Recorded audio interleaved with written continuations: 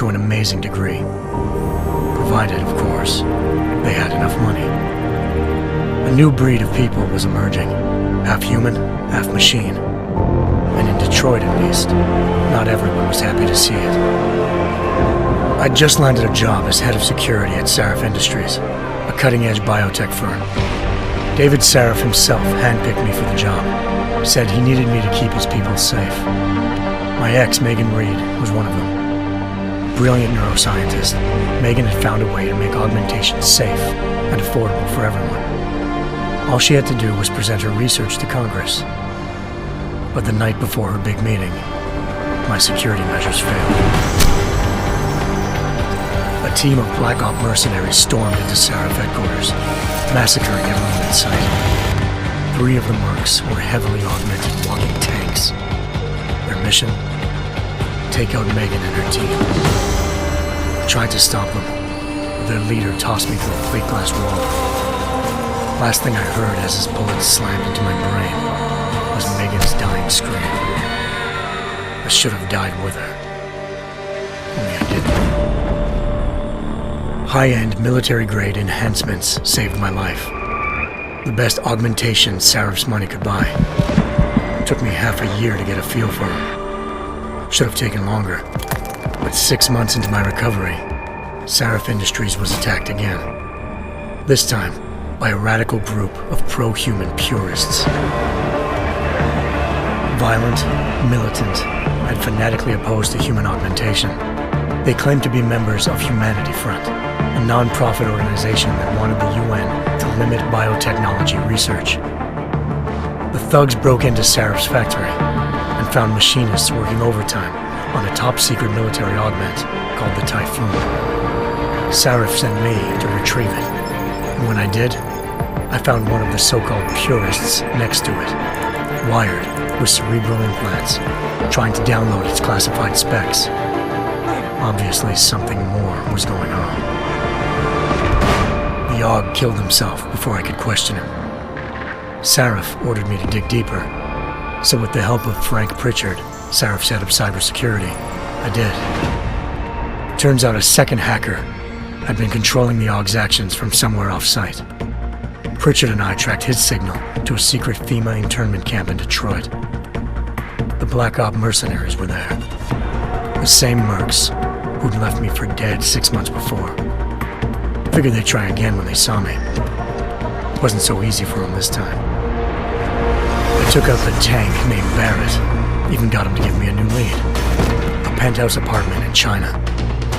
Of course, we both knew it would be a trap in the end.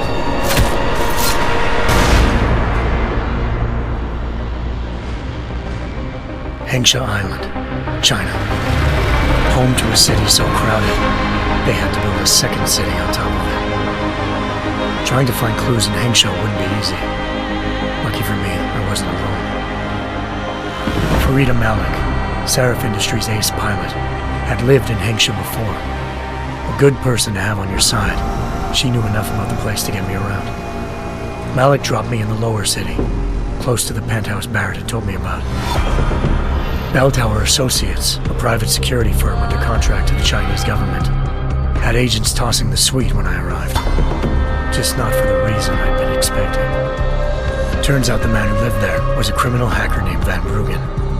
The same hacker who'd been remotely controlling the AUG in Sarif's factory. Van Bruggen's panicked decision to force the man to commit suicide had been a mistake.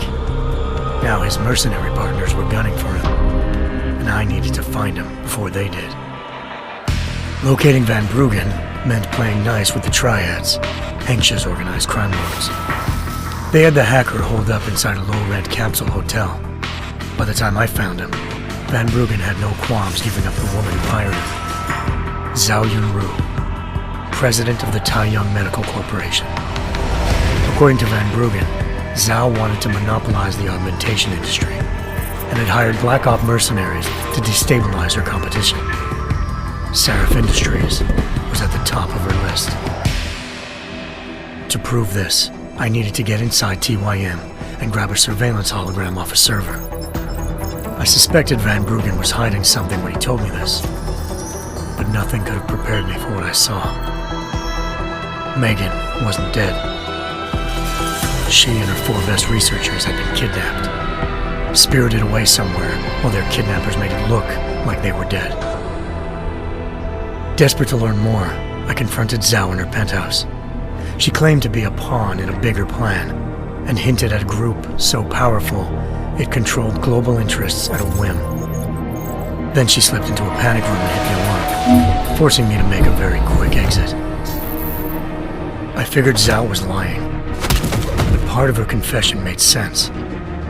David Sarif had been worried about his people. So worried, he'd required all of them to have subdermal locator devices surgically implanted. The GPOs would have been broadcasting the day of the attack, but Zhao said a single call to Picus, the world's leader in global 24-hour satellite news, had turned those signals off. I needed to fly to Picus headquarters in Montreal if I wanted to learn more.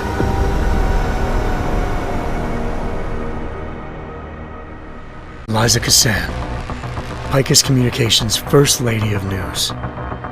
Malik thought I was reaching when I told her Eliza was involved in this. The world's most famous news anchor, working with a mercenary hit squad.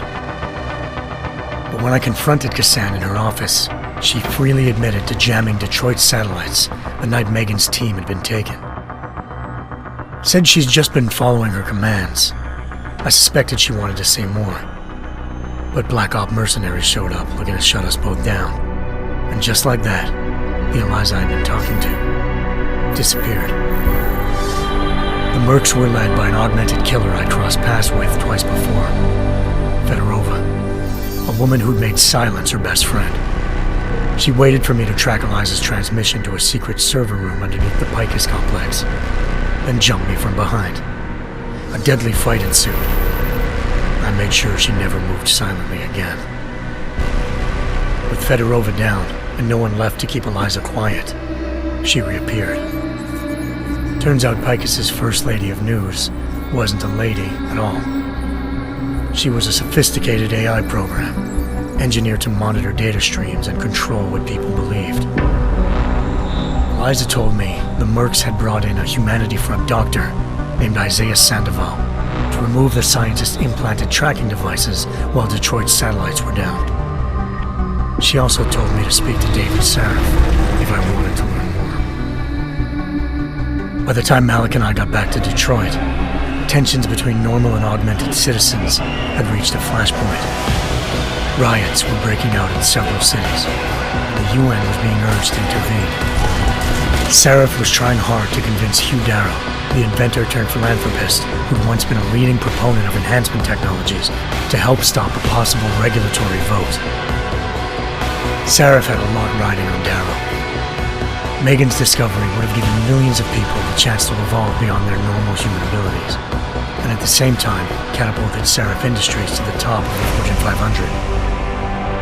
According to Sarif, Megan's kidnappers knew this, and didn't want people evolving unless they controlled how it was done. He called his enemies Illuminati, and urged me to keep searching. Determined to do so, I tracked down Sandoval via America's most outspoken augmentation opponent, Bill Taggart, Sandoval's boss and founder of Humanity Front. Sandoval admitted to operating on Megan's team when I confronted him, but said he hadn't removed their GPLs. He'd merely switched them to a different frequency. Pritchard was able to trace one of the signals to China. Malik and I immediately took off in pursuit. Unfortunately, the Illuminati were one step ahead.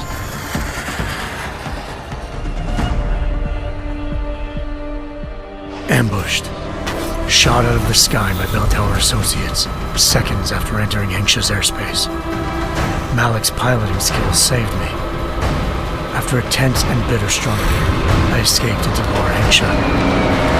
The tracking signal I was following led straight to the Triads, or more specifically, to the augmented arm of Tong Si-hung, leader of a gang of augmentation harvesters. Tong said they'd taken the arm off a corpse, which Bell Tower had left at their door, meaning at least one of Sarif's scientists was dead. Maybe not the rest of them, though. Tong pointed me to a port used for human trafficking and helped me slip aboard a Bell Tower ship. It was sailing to Rifleman Bank Station, a military base in the South China Sea. Bell Tower was holding kidnapped civilians as prisoners there, and using them to perfect the Chiron Project, a human-computer interface that left most of its test subjects dead. My search for Megan would have ended then, if not for a mysterious ally named Quinn. In exchange for my help exposing Bell Tower, he slipped me aboard a second ship headed to Singapore and an Illuminati-run biotech facility called Omega Ranch. 3 of Seraph's scientists were there, forced by their captors to create a technology capable of remotely shutting down augmented abilities. Thanks to an emergency recall notice issued by the World Health Organization, millions of people all over the world already had the biochip installed. With the help of the scientists, I tracked Megan to a private section of the ranch. There, I ran into Yaron Namir, the walking tank who'd put a bullet in my brain the first time we met. He'd teamed up with Zhao and was hoping to catch me off guard. Their little ambush didn't work. I found Megan in a suite belonging to Hugh Darrow, the billionaire philanthropist who'd Seraph had called on for help. Darrow had convinced her to go along with the biochip plan by promising to sabotage the tech. As she was explaining this, Darrow appeared in a global broadcast, telling the world that augmentations would be the death of mankind. Then he activated the biochips to prove his point. All over the world, augmented people flew into a killing frenzy. Darrow had betrayed everyone, and it was up to me to set things right. To do it, I had to reach Panchaea, a massive installation in the Arctic Ocean. As I raced through corridors built by an all-augmented workforce, I saw death and destruction firsthand. By the time I shut down Darrow's broadcast, I knew the damage he'd done. Still, humanity's future remained unclear. How would the world react to this sabotage? Would people ever regain their faith in augmentations again? What would be the Illuminati's next move? Only time could give us the answers.